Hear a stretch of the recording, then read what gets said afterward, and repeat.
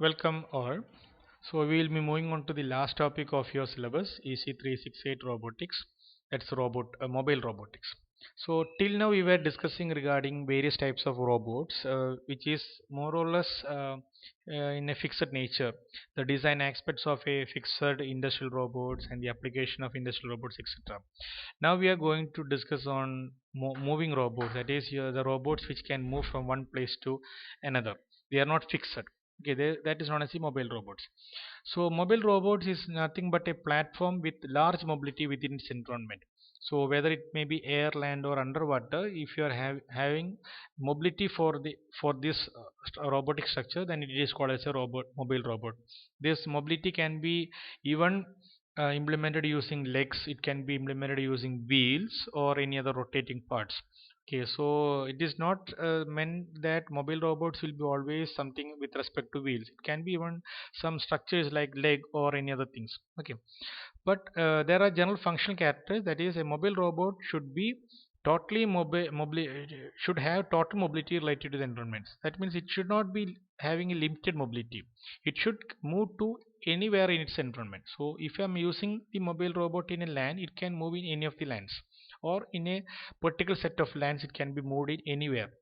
Okay, it's not the land means it is not terrain, it's a specific area. Okay, if the mobile robot is applicable to hilly area, it is applicable to sandy area, it is applicable to wet area, then we say that it is an all terrain robots.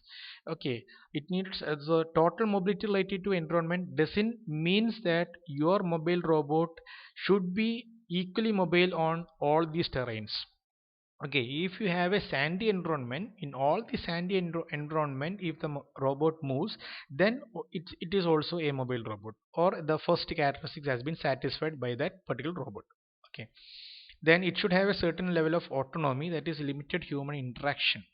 Okay, that means we need not interfere. Once we implement this particular type of robot, then there should be minimum intervention into that operation of the robot. We should not go it will be performing the action by its own autonomous nature. Okay, then perception ability, it should be able to sense the environment and react with respect to the environment. But in case of industrial robots, these features are not mandatory, and these features are not present. Okay, mobility is limited because it can only mobile in terms of its joints. Then autonomy, it is limited because we will be having a certain set of operations which has to be done, and apart from that it cannot do. But in this case, that amount of work done is more than compared to that of the industrial robots. Then even though it can sense and react, it is not like that. If someone is going to beat the robot, it is going to beat it back. Okay, so it will in case of industrial robots, the sensing and react is limited to the sensors that is attached to the grippers. But in case of mobile robot, the perception ability means it will be able to sense video, audio, and other even touch of the things or objects in front of it, etc. Okay, so the history of mobile robots started in 1950 through the first three-wheeled robot. Okay, there were one wheel and two wheel robots, but they were not used for an application. Okay, so this was the first type of robot which was developed by the students of University of Bristol in UK, and they named it as Grey Walter. So it has sensors. So basically, this history is specified with respect to the robots, mobile robots, which has satisfied all the three functional characteristics. Okay, so it has a light sensor and touch sensor for sensing operations. Then it has a propulsion motor for reacting as well as its motion. Steering motor for once it finds the some sort of obstacles through touch, it can move it automatically move. So for that it has a steering motor. Then it has two vacuum tube analog computers to perform the computation process, etc. Okay, so all the automation was loaded into that. Okay, it's just in history to have an awareness. Then in 1969, the first mobile robot, which was controlled by vision, was introduced by the students of MIT and Stanford together, and the name was given as Shaky. And it can recognize an object using vision. It can find its own way to the object, and even can perform some pushover operations also. So you can see that when we say that we are going to make a line obstacle detection robot using camera as a project. See, such a project was or such a prototype of the robot was done so long back in 1969, and the size is much larger than what we are making today. Okay, so there is no need of there is less significance on designing such projects nowadays. Okay, so that's a thing which I wish to convey to you. And in the same thing where we had in 1969, it was the first mobile robot which has some vision to recognize objects. So that vision was controlled, transformed into video information, continuous video information, by the next group of students of Stanford University alone. The previous one was a collaboration between MIT and Stanford. Now the Stanford University students alone converted that robot into a smaller size with video information. Okay, instead of just having an object detection, it had some video information to be incorporated. So that was known as Stanford Cart. Then after that, this robot was more used onto the uh, army sector, and for that the first robot was the Hilaire family robot designed by the France LAS Institute of France, and it had the ultrasound sensors in laser telemetry for measurements, etc.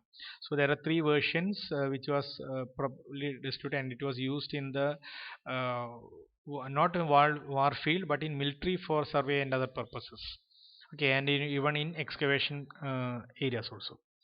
Then the introduction to space was obtained by introducing some sort of artificial intelligence in 1989, where they designed. So all the previous robots were based on wheels, and if you look, you can see from 1950 onwards we had the wheel-based robots, and a thought of replacing the wheels with some other mechanical structures which gives the look like legs came, and the first legged robot which was commercially used, which satisfies all the three functional characteristics, was the Genghis, the legged robot by MIT lab.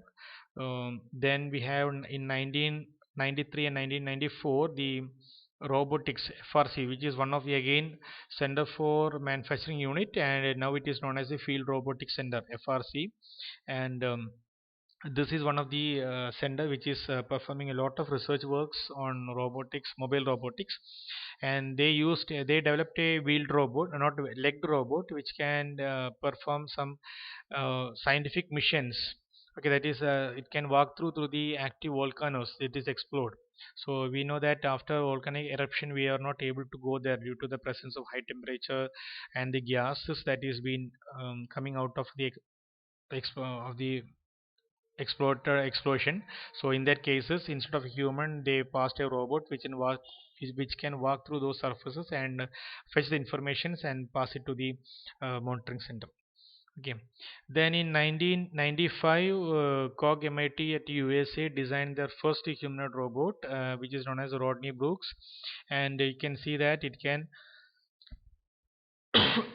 sorry, it could track faces, grasp objects. You can see here that it is having a finger, and it has vision systems.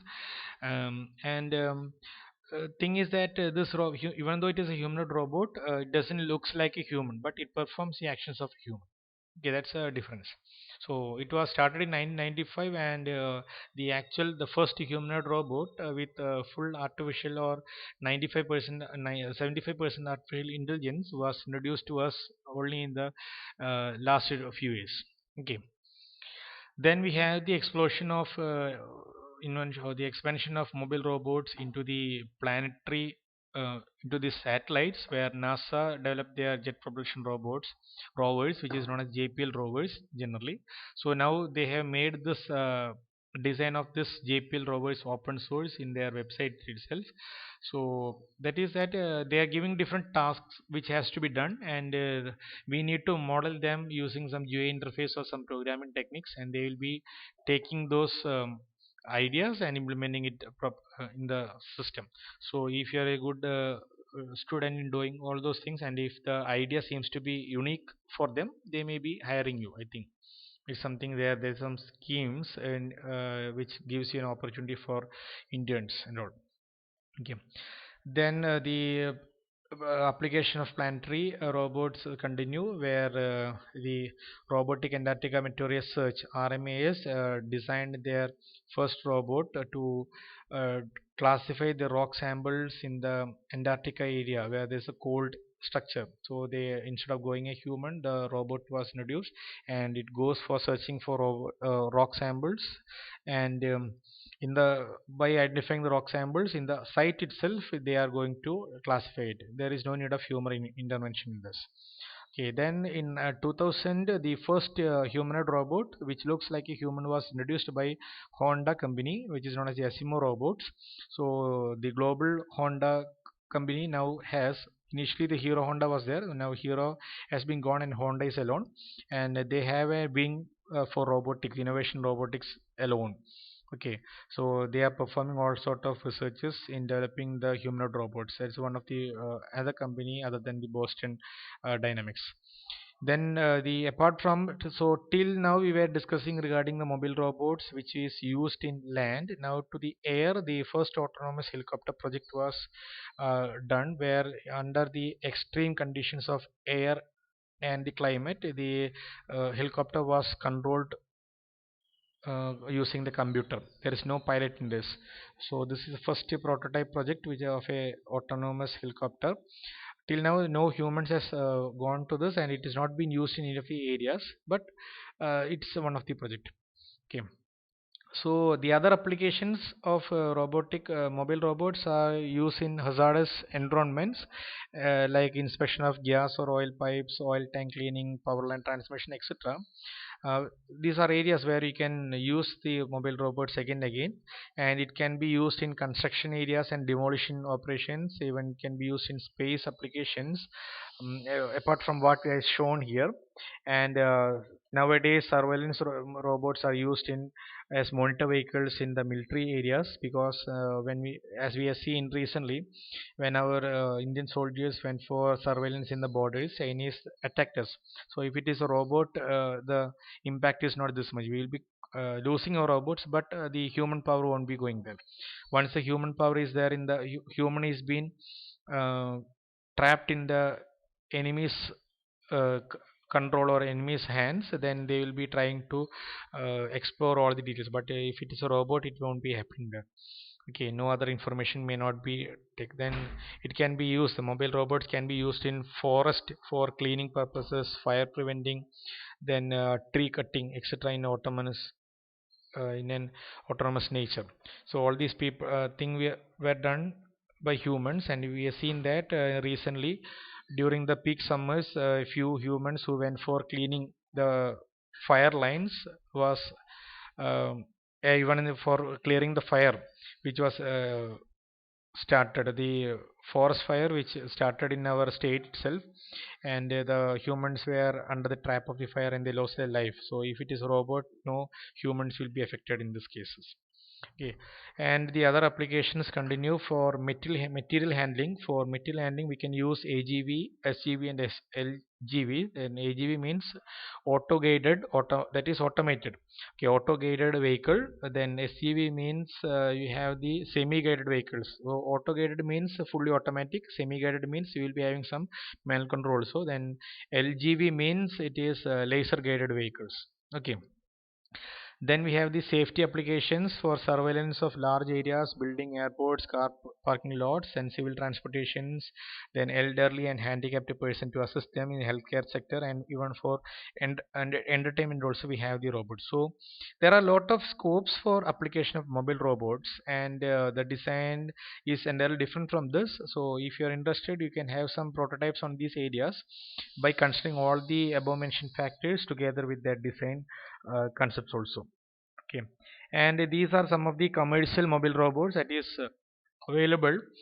So these base structures are available from the three pioneers: Nomad, then Robuster, and Pioneers. And these base mobile robots can be used, and we can attach many other industrial robot manipulators, etc. to this, and you can use it for different applications.